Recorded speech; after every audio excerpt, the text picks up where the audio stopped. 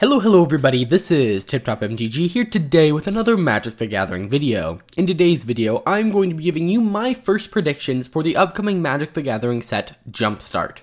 For those of you who don't know, Jumpstart is a kind of different product aimed at newer players, although it also has some appeal to some older players in the fact that each booster pack has a theme to it. So your theme may be cycling, your theme may be dinosaurs or beasts, or it could be Garuk was an example they gave, and what will happen is that each pack will be like a preset number of cards, or the preset cards. So there will be, if there's like 5 goblin themes, you'll get one of the 5 sets, and the idea is that you can shuffle 2 of them together and you have a deck. And so, you and your opponent, or you and your friend can go both buy 2 and then shuffle them together, and you get this fun match where maybe you have Goblin Merfolk versus Dr. Garuk is what I think they use as an example. And so each pack is like preset as to what's going to be in it, but you don't know what it is until you open it. So it's not like you can pull like a random goblin with a random merfolk. No, it's always going to be the same set of goblins. Although they did say some themes will have multiple card pools. So, now that I've explained that, why don't we jump into my predictions? These are some of them are based on evidence, some of them are based on gut feeling, and some of them are just kind of based on what's happened in the past. Again, these are in no specific order. I just, here are just some of my thoughts that I sat down and was like, ooh, what do I think Jumpstart is going to be? We're still a decent way off, especially since it was delayed, but here we go. So I think of the 37 new cards, many of them are going to be focused on Commander. This whole year has been the year of the Commander. It's the year of Commander, and you've even seen this leaking into standard sets. We have cards that are just amazing Commanders, or cards that are amazing standard Commander staples being printed into other products that aren't meant for Commander. Mystery Booster, for example, had some of its highest value cards were Commander staples, not meant for other formats. So it shows you that, at least this year, they are really focusing on getting cards out for Commander, and so since there's going to be 37 new cards that are legal in Legacy, Vintage, and Commander, there's a high chance that Commander is going to be the one they're targeting, and I'm actually going to be doing a video covering the problems with Jumpstart coming up soon, but yeah, that's part of it. But I think that at least one of the new cards that is focused on Commander will end up becoming really big in Legacy or Vintage. So this is similar to True Name Nemesis, which is a card that basically gives this creature protection from a player or an opponent. And it was meant to be a Commander staple, but ended up being really, really big in Eternal formats.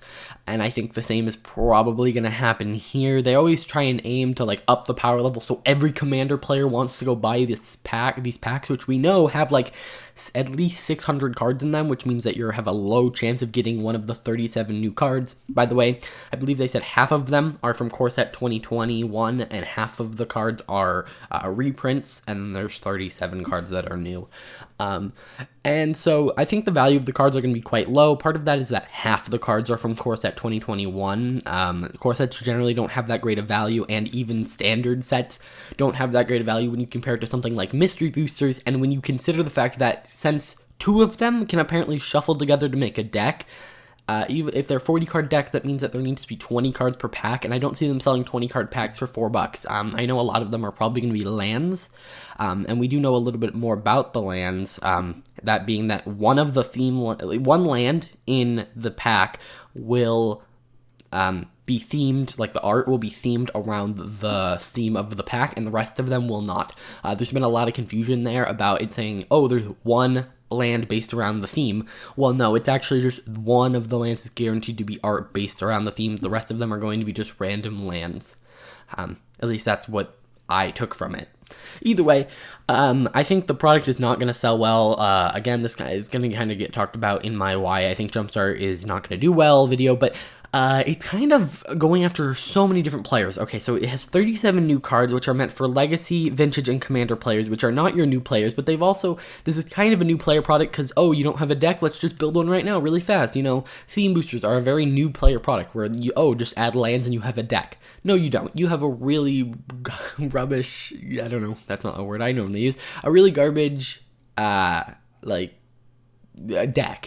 versus, and this feels very similar to that. So it seems like they're targeting new players. They're also combining it with the core set by having half the cards be core set 2021 cards, which makes me think, oh, it's for newer players, it's simplistic, it's for standard players. But then they also have half cards that are reprints not in standard. So wait, this product is for new players, but isn't standard legal, and it has new cards for older formats that new players don't play. So they're trying to get everyone to want this product, and because of it, you know, the new players are going to be confused why they can't play this, I don't know, why they can't play Soul Ring in Standard, but then Commander players are going to be like, oh, I don't want all these core set 2021 cards. So I think it's going to overall lead to just no one wanting the product.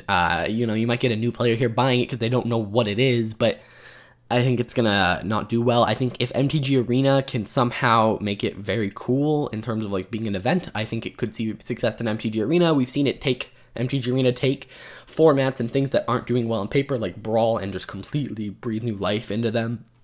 So yeah, I think there's going to be 2 to 3 high-value reprints. You know, they always try and add the chase cards, and again, this is another way for them to be like, hey, you know, even if you didn't think you wanted this product, there's these really high reprints, maybe you want them.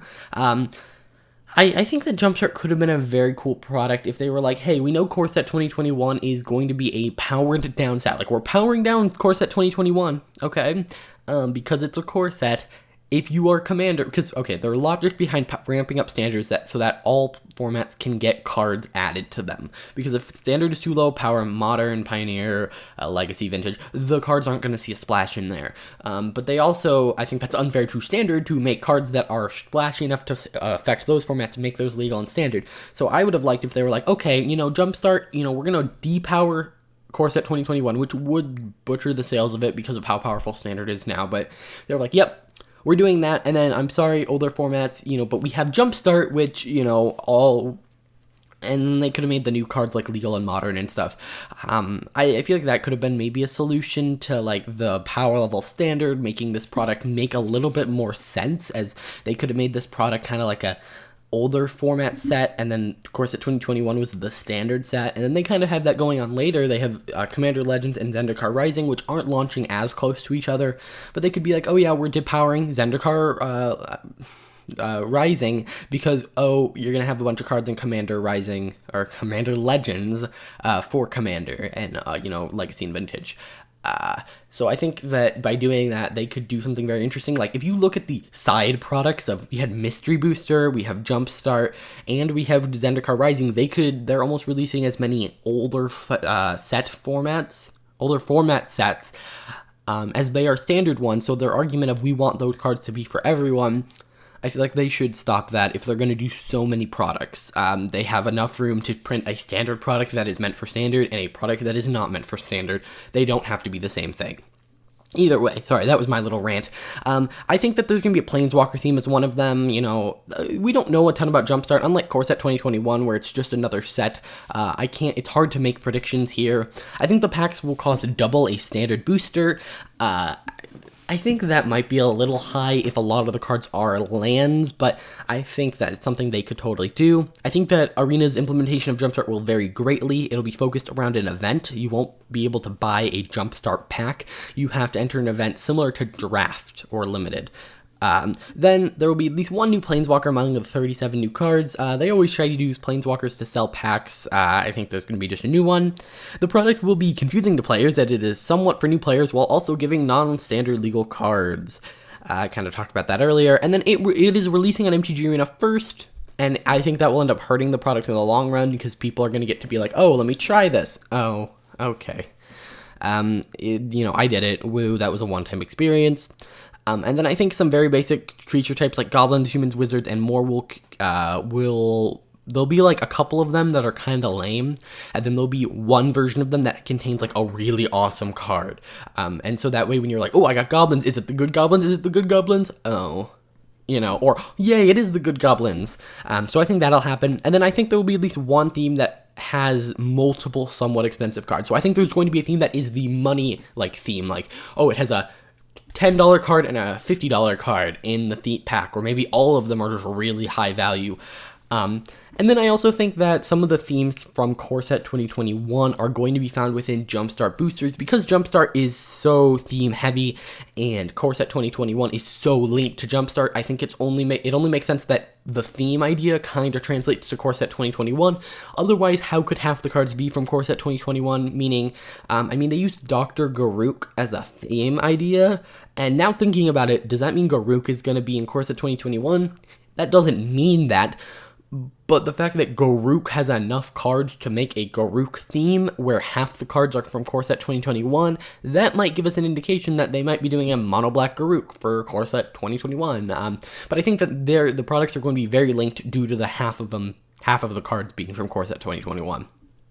Either way, guys, that's my opinions on Jumpstart and what I think is going to happen. Let me know what you guys think in the comments down below. If you enjoyed, please hit that like button and subscribe, and I'll see you guys in the next video. Bye.